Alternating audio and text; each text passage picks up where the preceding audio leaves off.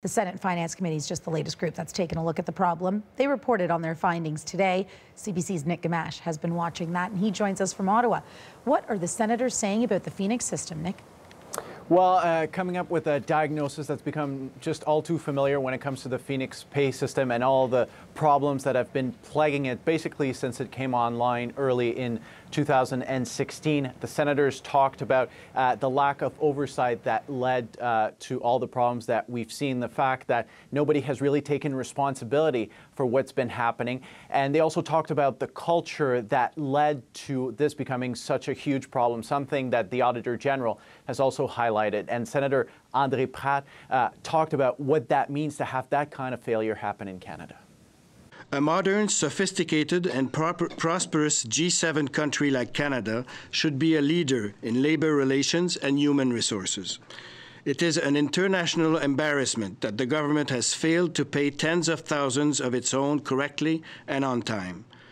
That is the big picture legacy of Phoenix. Yet, at this point, there is no guarantee that everything is in place to prevent this from happening again. And the focus of the senators was not to play, as they say, the blame game. What they wanted to focus on was what to do next. So they came up with 5 recommendations. First of all, identify priorities and targets for the people still dealing with pay issues. Also, reassess how public servants are trained to handle the problems, look at staffing levels as well.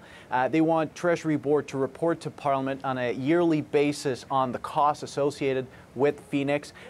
They're also suggesting looking at alternatives for departments and agencies where implementing Phoenix at this time is too complicated because of how complicated their pay system is, and also suggesting that there's a report to Parliament before any kind of alternative or successor to Phoenix is put in place, that there be a report to Parliament clearly outlining what the government has learned from Phoenix and what the options would be moving forward to try to avoid similar mistakes from being made in the future.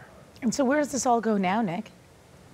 Well, a few things. First of all, you talked about the price tag at the beginning, $1 billion. The report suggesting that by 2023, it could be up to $2 billion. So there's still a lot of work to do to deal with the hundreds of thousands of outstanding transactions that the government is still dealing with. The government is also working on what will come after Phoenix, something that was first put in the budget. They want to move on from Phoenix at some point. They're also looking at compensating the employees that have been dealing with all of this, working with the unions to try to come up with that. So you can see the amount of work that is left and something that the federal government will have to continue to deal with for years to come.